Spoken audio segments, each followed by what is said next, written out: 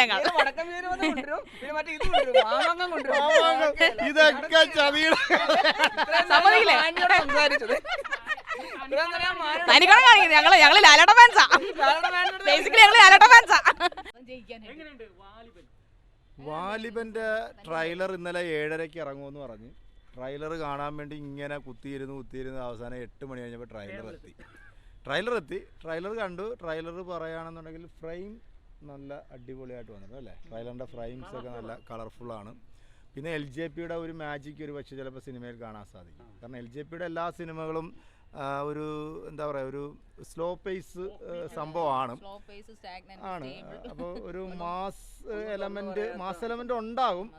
പക്ഷേ എങ്ങനെയാണെന്നുള്ളത് 25-ാം തീയതി കണ്ടാലേ പറയാൻ പറ്റും. ട്രailerൊന്നും കണ്ടിട്ട് നമുക്ക് സിനിമ വിലയിരുത്താൻ പറ്റത്തില്ല.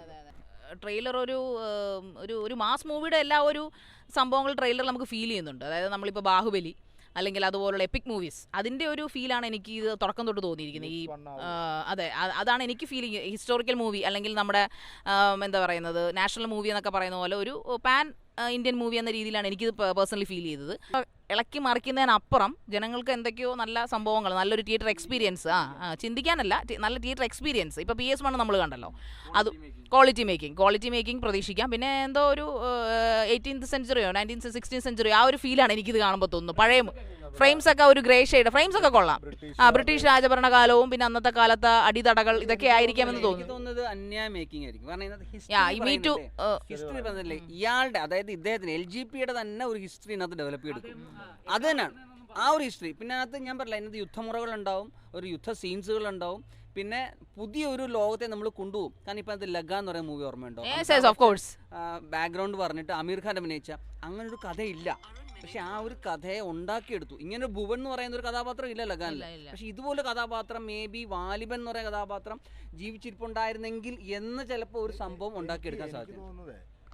ഈ മലക്കോട്ടൈ എന്ന് പറയുന്ന അത് ഈ ബ്രിട്ടീഷുകാരുടെ കയ്യിലാണ്. അത് പിടിച്ചെടുക്കാൻ വരുന്ന വാലിബനായിട്ടാണ് എനിക്ക് തോന്നുന്നത്. കാരണം അതിനകത്തൊരു വിളിയുണ്ട്, വാലിബാ എന്നൊരു വിളി വിളിക്കുമ്പോൾ പറന്ന് വരുന്നൊരു സാധനം അതിനകത്ത് കാണിക്കുന്നുണ്ട്.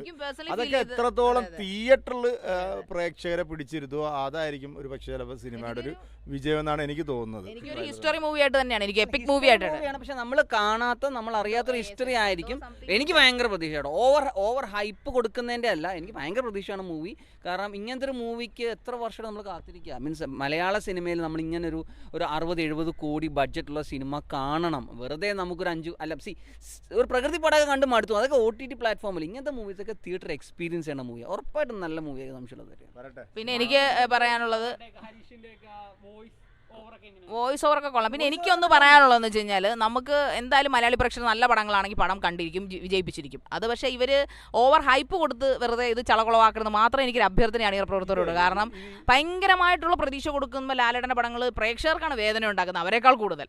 അപ്പോൾ അത് ദയവ് ചെയ്ത് നിങ്ങൾ ചെയ്യാതിരിക്കുക. പ്രേക്ഷകർക്ക് എന്തായാലും ലാലേട്ടനെ അറിയാം, മറ്റേ ലിജോ ജോസ് പല്ലിശ്ശേരി അറിയാം, സോ പിന്നെ ടീംസിനെ അറിയാം, പിന്നെ അത് അഭിനയിക്കുന്നവർ ഓരോരുത്തരെയും നമ്മൾ കാണുന്നതാണ്, അവരുടെ ക്വാളിറ്റി അറിയാം. അപ്പോൾ അതെല്ലാം ഒത്തുചേർന്ന് നല്ലൊരു സിനിമയാവട്ടെ, പ്രേക്ഷകർക്ക് പ്രയോജനം ഉണ്ടാവട്ടെ, ഇഷ്ടപ്പെടട്ടെ, മനസ്സ് നിറയ്ക്കട്ടെ എന്ന് മാത്രമാണ് എനിക്ക് പറയാനുള്ളത്. ഈ ഹൈപ്പ് നിർത്തുക, അതെനിക്കൊരു റിക്വസ്റ്റ് ആണ്.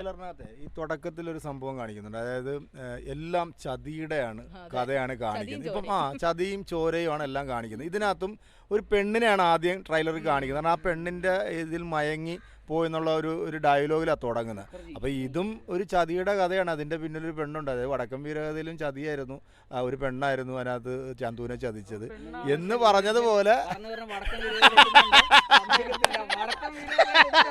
അതെ, അതായിട്ടൊരു ബന്ധമില്ല, ഒരു ബന്ധമില്ല, സമ്മതിക്കില്ല ഞങ്ങൾ.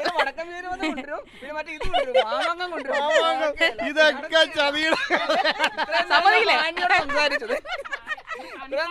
തനിക്കണം കാണിക്കുന്നത് ഞങ്ങള് ലാലേട്ട ഫാൻസാ. ബേസിക്കലി ഞങ്ങള് ലാലേട്ട ഫാൻസാ. കണ്ണൂർക്കാർക്ക് ഞങ്ങൾ ഇഷ്ടപ്പെട്ടത്.